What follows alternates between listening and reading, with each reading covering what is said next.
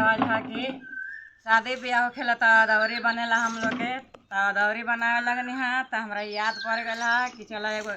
गीत गा के सुना दी। मोरे पिछुआरिया कसैली के गछी, मोरे पिछुआरिया कसैली के गछी, बैठली पारे मचिराई पाखा छे ताराई के, बैठली पारे मचिराई पाखा छे ताराई के, मारले कवन दुल्हा तीरवा चलाई के, मारले कवन दुल्हा तीरवा चलाई के,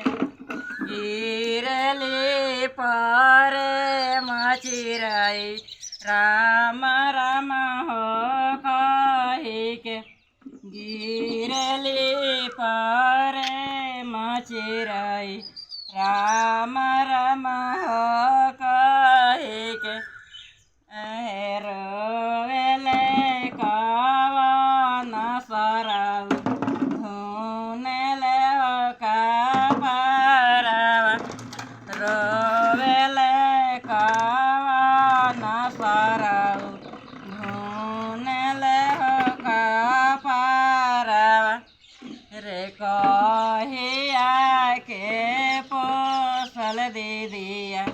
जीजा ले चुड़ाई है,